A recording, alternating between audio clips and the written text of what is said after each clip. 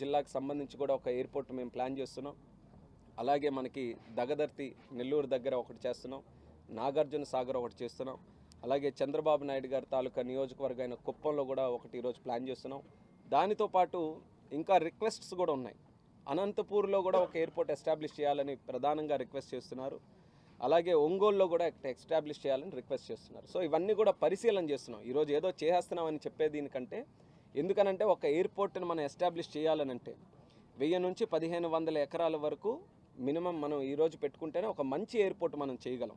ఇది ఊరికే పేరు కోసం చెప్పే ఎయిర్పోర్ట్లు కాదు, భవిష్యత్తులో ప్రజలందరూ కూడా సక్రమంగా వినియోగించుకునే స్థాయిలో ఉండాల్సినటువంటి ఎయిర్పోర్ట్లు. కాబట్టి ముందుగా ఏవైతే ఈరోజు ప్లేసెస్ చెప్పామో అక్కడ స్థానికంగా నాయకులతో, అధికారులతో అందరితో కూడా చర్చించి దానికి కావలసినటువంటి భూమి తాలూకా కేటాయింపు అవన్నీ కూడా చూసుకొని, అది ఎప్పుడైతే మాకు ప్రభుత్వ పరంగా ఒక క్లారిటీ వస్తుందో, ఇక్కడ ఇంత పార్సల్ ఆఫ్ ల్యాండ్ ఉంది, ఇక్కడ ఖచ్చితంగా ఎయిర్పోర్ట్ కట్టడానికి టెక్నికల్ ఫీజిబిలిటీ ఉందని ఎప్పుడైతే వస్తుందో, అప్పుడు ఖచ్చితంగా ప్రజలకి కన్ఫర్మ్ చేసుకొని ఈ ప్రాంతంలో ఇక్కడ ఒక ఎయిర్పోర్ట్ నిర్మిస్తామని ఆ రోజు ఖచ్చితంగా మేము చెప్పబోతున్నామని మీడియా ద్వారా ఈ సందర్భంగా తెలియజేస్తున్నాను.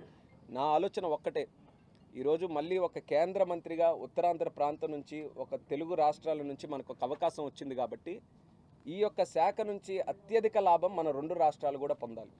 ఈరోజు మన రాష్ట్రాల గురించి మాట్లాడాం. అలాగే తెలంగాణ రాష్ట్రంలో కూడా హైదరాబాద్ తప్పితే మరొక ఎయిర్పోర్ట్ కనబడట్లేదు. అక్కడలో కూడా చాలామంది ఈరోజు అదనంగా వరంగల్ కానీ, ఆదిలాబాద్ కానీ, కొత్తగూడెం కానీ, రామగుండం కానీ ఇలా అనేక ప్రదేశాలు ఉన్నాయి.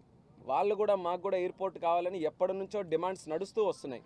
కాబట్టి అక్కడ కూడా ఏవైతే ఫీజిబిలిటీ ఉంటాయో అవి కూడా స్టడీ చేసి ఈ 2 రాష్ట్రాల్లో అత్యధికంగా ఎయిర్పోర్ట్ ఇన్ఫ్రాస్ట్రక్చర్ పెంచాలనేది ఒక ప్రధానమైన లక్ష్యంగా పెట్టుకొని నేను కూడా పనిచేయడం జరుగుతుంది. దానికి నాకు ఉన్న అడ్వాంటేజ్ ఏంటంటే, నా వయసు చిన్నదైనా సరే ఈరోజు క్యాబినెట్లో నా అంత చిన్న వయసులో ఎవరు కూడా లేరు.